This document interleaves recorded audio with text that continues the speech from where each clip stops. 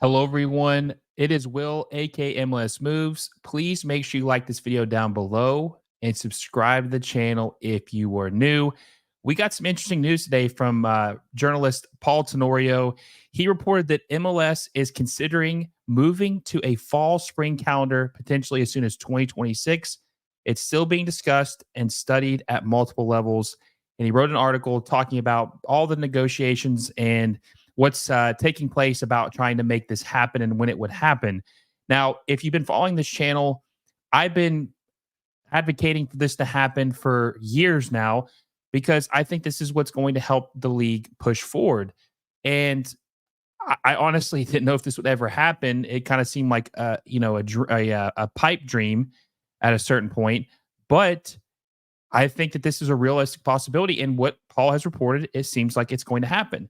Now, today, I'm going to list you points of why this should happen. I'm going to convince you why Major League Soccer should do this, why they will do this, and why this is best for the league. Okay, number one, the European schedule. That is a big deal. Being on the European calendar helps because we're able to do business with teams at the same time and not have to be in the middle of our season when other leagues are starting their season. Also, too, when players transfer from one team to another, from Europe to Major League Soccer, they're not having to play. For example, if like Giroud, right? Giroud transferred to LAFC in September or August. His first game was in September. Because of the way that the league was constructed, he didn't really have any time off this year. He played from August of last year, and he's playing all the way until December of this year if they make the MLS Cup playoffs. So the schedule's absolutely brutal for some of these players when they move, and it could be deter them from wanting to make the leap to Major League Soccer. Also, too, if you want to compete with these leagues, it's better to be on the same calendar. Obviously, it works for them for a reason, and we'll talk about some of the concerns people have on why it won't work, would it be the climate? We'll talk about that a little bit later, but that is number one point. Number two, and I had people telling me this on Twitter numerous times, which is just false. It's not true what they said. It's not going to compete with the NFL and college football at the most important time of its season. Now, people say all the time, Will, they can't do this. They're gonna compete with NFL and NCAA. Guys, the playoffs are right now, right? The MLS Cup playoffs are happening right now, starting right now. All right. College football is on right now. The NFL is on right now. NBA just started back up. The MLB World Series is starting this week. NHL is back. And the Premier League and every other soccer league in Europe is playing right now. They're literally competing with everyone right now in the most important part of their season. With this proposal, the playoffs will be in May. The only thing that Major League Soccer will compete with in May is regular season baseball, which no one hardly watches anyway, the NHL playoffs, and the NBA playoffs. That's it. And you'll say, but they're going to compete with those playoff teams. First of all, NFL and NCAA football, college football has way better ratings than either the NBA playoffs or the NHL playoffs. It's not even close. So that's more in your favor by competing with them in general. Number two, I know at least for basketball, most playoff basketball games are played on Tuesdays, Thursdays, Fridays, and Sundays. MLS games are predominantly played on Saturdays. So the NBA playoffs aren't even normally playing. The primetime big games aren't even on during Saturdays when Major League Soccer would be playing most of their games. So by alleviating the competition with the NFL and college football, you are helping yourself out significantly. Another example is this Saturday, right? There's a lot of college basketball games on Saturday. The LA Galaxy are playing the Colorado Rapids at 11 p.m. Eastern Standard Time, so late in the night because they're not trying to compete with any of the college teams, the college football games. Most people who might watch soccer are going to pick the Georgia Texas game that happened last Saturday over an MLS game. That's just how it is right now. So you want to try to alleviate all this competition unnecessarily with these teams and have the most important part of your season played with no competition. Let me know if you agree with that. But that's I hate this argument of, well, you can't change it because you'll be competing with the NFL and NCAA. They're already doing that. You're not paying attention if that's your point. You're not paying attention to what's going on if that's your argument. Number three, it will help teams not lose their best players in the middle of the season. I alluded to this in point one. Most, all the predominant leagues in Europe start their season in August. That is the midpoint of Major League Soccer. RSL just sold Andres Gomez to a French team, and it's kind of derailed their season to a certain extent. They haven't really been the same since. And if they're on the same schedule, they're not losing their player in the beginning of the season. They're losing their player losing their player at the middle of the season. They're losing him at the beginning of the season, and they can prepare how to adjust in the preseason without this player. It hurts teams so much that they have to either wait till the summer, halfway through the year, to sell their best player because that's when the market's the hottest, or acquire a player because that's when the market's the hottest.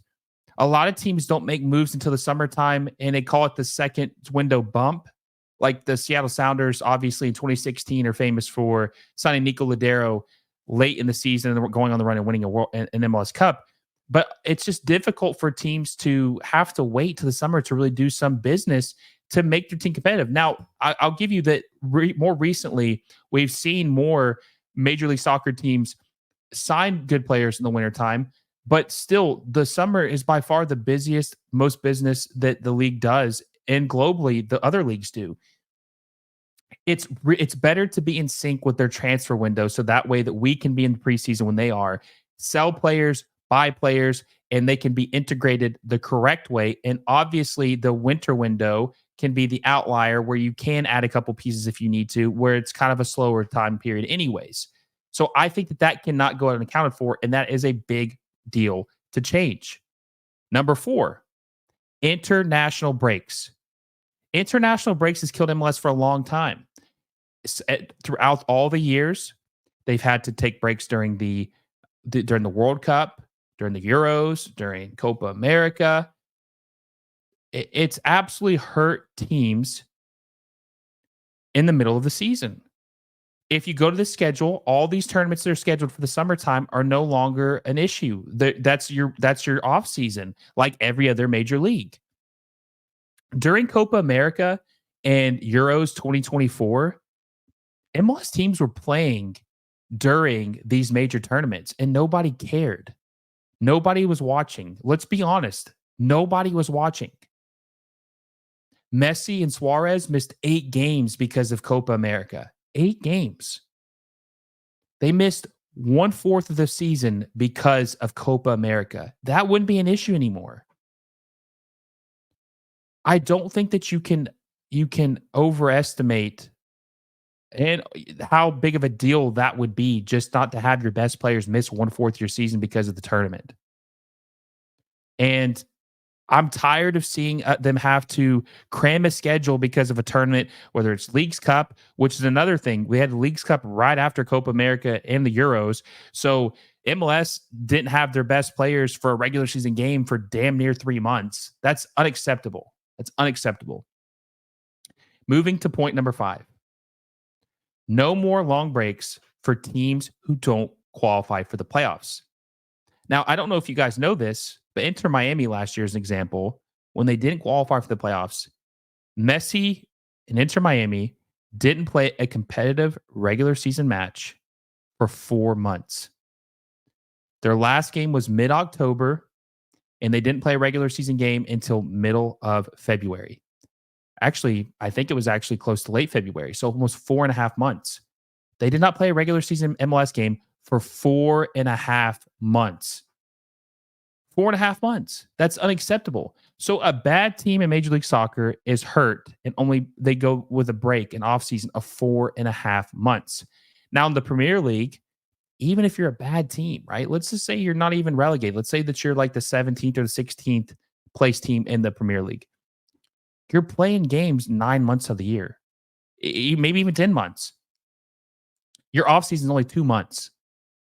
So we're talking about doubling the offseason for Major League Soccer teams. And we're not even talking about the breaks. They're not actually even playing uh, 8 months of the season. They're really playing like 5.5 to 6 months.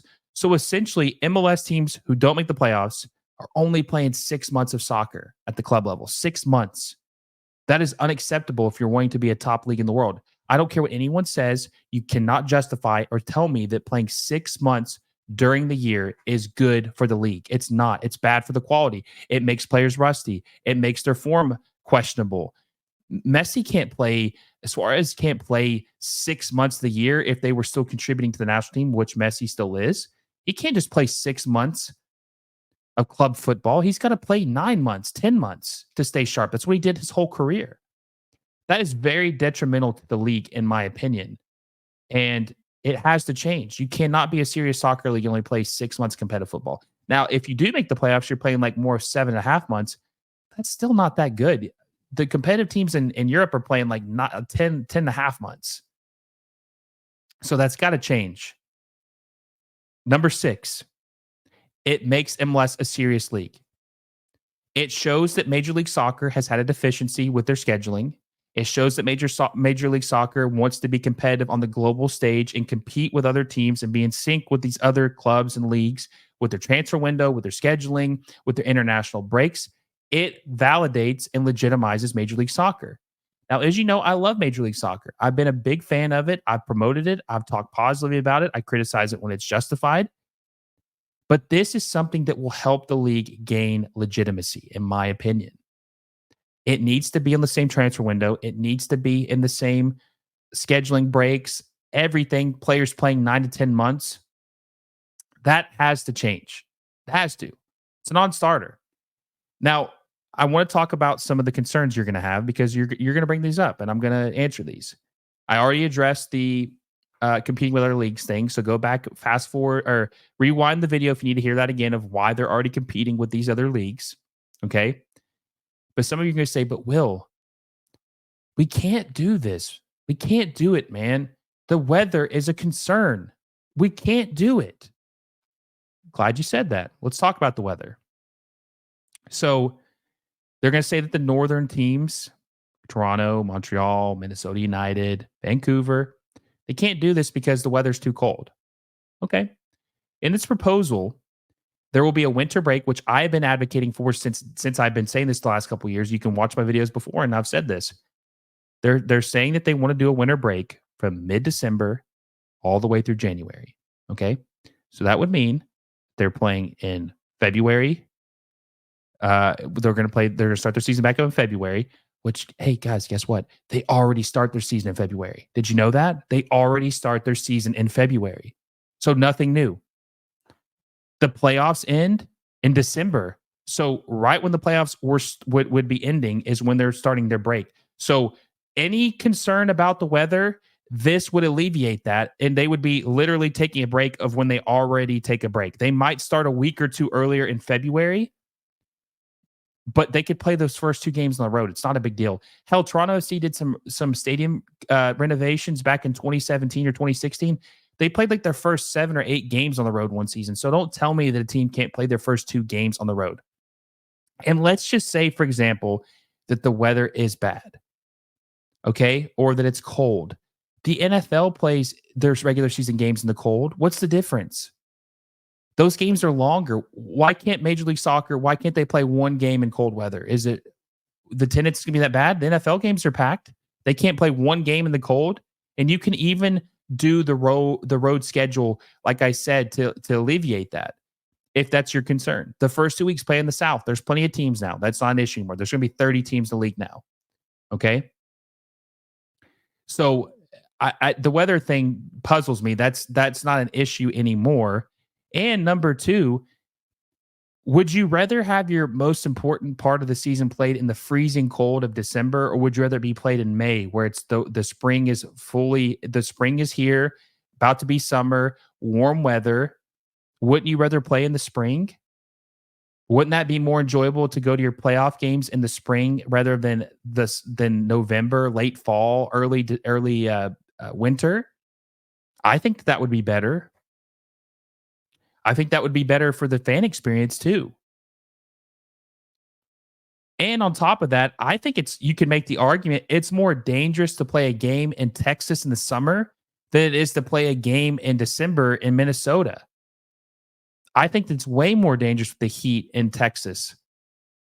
So I like this. Paul Tenorio made it seem like it's a good chance it's going to happen. They're doing their due diligence. The league is. They're trying to see if the fans want this, if the league wants this.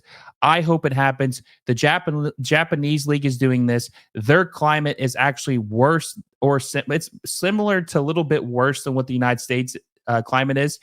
So if they can do it, we can do it.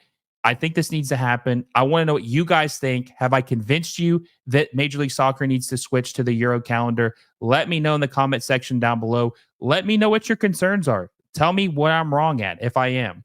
But don't say it's because they're competing with other sports, because I literally laid it out to you where they're already doing that. So until next time, guys, I will see you all soon.